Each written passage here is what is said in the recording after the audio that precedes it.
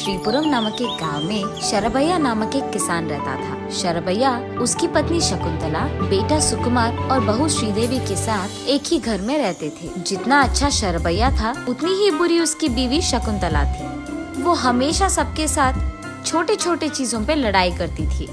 वो इतनी ढीठ थी कि घर पे भी उसका फैसला था कि सब उसी के बात सुने और इसीलिए सब पे चिल्लाती थी। शकुंतला का व्यवहार देख घर में कोई भी उसके व्यतिरेक बात ना कर पाने के कारण एकदम चुप रहते थे। हर रोज शकुंतला उसके पति और बेटे के खेत जाने के बाद उसकी बहू से वो बहुत काम करवाती थी। ऐसे ही एक दिन जब उसके पति और बेटा दोनों खेत जाते हैं, वो अपने बहू को बुलाकर, ओए बहू, आज मुझे बहुत भूख लग रही है, 5 प्रकार के व्यंजन बनकर अभी लाओ।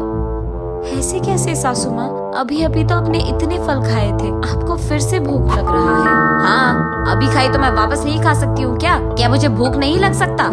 नहीं नहीं सासू माँ, मेरा ये इरादा नहीं था। वो दरअसल। क्या बकबक कर रही हो? मेरे खिलाफ ऐसे बात करने के बजाय जाकर काम करो। जाओ, जल्दी व्यंजन सारे बनाकर मेरे पास लेके आओ। अभी के अभी 5 प्रकार के व्यंजन मैं कहाँ से बनाऊंगी सासू माँ? उस सब के बारे में सोचना मेरा काम नहीं है। हाय भगवान, अब तुम ही बचाओगे मुझे। ये कहकर वो जल्दी जल्दी वहाँ से निकलकर खाना पकाना शुरू करती है। खाना पकाने के कुछ ही देर बाद शकुंतला जोर जोर से चिल्लाने लगती है। क्या हुआ बहू, इतनी देर लगा रही हो? खाना जल्दी लेकर आओ, मुझे बहुत भूख लग रहा है। जी सासू माँ, आ रही हूँ। ये कहकर वो आधा पका हुआ व्यंजन को लेकर उसके सासू माँ के पास जाती है। कामते हुए उनको देती है। उसका स्वाद चखकर उसकी सासू माँ प्लेट को श्रीदेवी के मुंह पर फेंकती है। एक काम तो ठीक से आता ही नहीं, जाओ यहाँ से। आज जो भी नौकरों का काम है वो तुम करोगी, वही तुम्हारी सजा है। ऐसे गुस्से में बोलती है और श्रीदेवी रोते हुए वहाँ से जाकर घर साफ करके, खाना पकाकर, बर्तन साफ करती है। थकान के कारण उसे बहुत भूख लगती है। रसोई घर में जाकर जैसे ही खाने लगती है, शकुंतला वहाँ आकर, ए, क्या कर रही हो? ऐसे चिल्लाती है। सासू माँ, वो भूख लग रही थी तो मैंने सोचा खा लूंगी। आज तुम्हें खाना नहीं मिलेगा, पहले काम सारे खत्म करो। एक भी काम नहीं करी और खाने आ गई बड़ी, ऐसे कहती है। आज से जब तक मैं कहूँगी तुम खाओगी नहीं और काम रोकोगी नहीं, समझे? ऐसे उसे हुक्म करती है। ऐसा नहीं है सासू माँ, काम तो सारे खत्म हो गए, बहुत कमजोर लग रहा था तो इसीलिए। घर के काम करोगे तो हो जाएगा, बाहर के काम कौन करेगा? आओ, बाहर खड़े पशुओं को खाना डालो, उसके बाद उनके गोबर को निकालकर डस्टबिन में फेंक दो, उसके बाद कुएं से पानी निकालकर पशु को डालो। ये सारे काम देकर शकुंतला वही खड़ी रहती है। शकुंतला के कहे सारे काम करने के बाद श्रीदेवी शकुंतला के पास जाकर दुख में बोलती है, आपके कहे सारे काम खत्म कर दिया है मैंने सासू माँ। हाँ, सारे काम कहाँ खत्म किए तुमने? जाओ, जाकर खेत में उन दोनों को खाना देकर आओ, ऐसे कहती है। ये सुनकर श्रीदेवी दुख में, ठीक है सासू माँ, ऐसे कहकर खेत में काम कर रहे उसके पति और ससुर के पास जाती है। उन दोनों को खाना परोसकर उनका खाना खत्म होने तक वो वही इंतजार करती है। उनके खाने के बाद उनके प्लेट्स को लेकर वो वापस घर चलती है। रास्ते में उसे एक बड़े पेड़ के नीचे मौजूद एक बेंच पर एक गुड़िया नजर आती है। उसे देख श्रीदेवी उस गुड़िया के पास जाकर उसे अपने गोद में बिठाती है।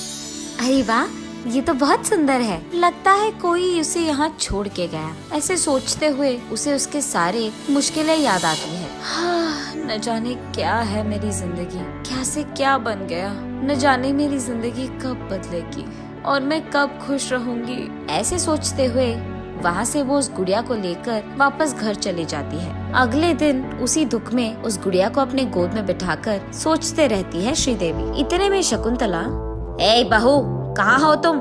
आज भी मैंने नौकरों को आने से मना कर दिया, इसीलिए आज भी तुम ही को सारे काम करना पड़ेगा। कहाँ मरी बैठी हो तुम? ये सुनकर शरभैया, क्या बहू से काम करवा रही हो?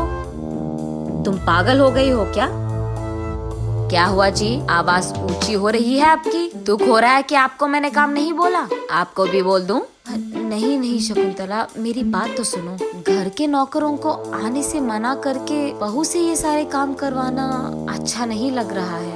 किससे क्या काम करवाना है ये मुझे बहुत अच्छी तरह से पता है। आपको सलाह देने की कोई जरूरत नहीं है। जाओ, जाकर खेती करो, वरना चुपचाप यही बैठ जाओ, ऐसे कहती है। उसकी बातों के व्यतिरिक्त बात ना कर पाने के कारण शरभैया चुपचाप वही बैठ जाता है। इतने में गुड़िया को लेकर श्रीदेवी वहाँ आती है। क्या हुआ सासू माँ, आपने बुलाया? ऐसे कहती है। घर के सारे काम छोड़कर ऐश कर रही हो? मेरे सारे काम अगर ये करेगी ना तब पता चलेगा इसको कि कितना मुश्किल है, ऐसे श्रीदेवी मन में सोचती है। और बस उसके हाथ में मौजूद गुड़िया धीरे से रोशन करती है। ये क्या, ये कहाँ की रोशनी है? ऐसे उसे देखते ही रहती है कि इतने में उसके सामने बैठी शकुंतला कुर्सी से उठकर घर साफ करके पशु को खाना देकर बर्तन साफ करती है। खाना पका के ये सब देख श्रीदेवी को लगता है कि कोई जादू है। एक के बाद एक सारे काम करती हुई उसकी सास को देख श्रीदेवी चौंक जाती है। सारे काम करने के बाद शकुंतला थक जाती है। भूख लगने के कारण वो रसोई घर में जाकर खाना खाने की कोशिश करती है और बस हाथ में उसका प्लेट उसके मुंह पे खुद गिरता है।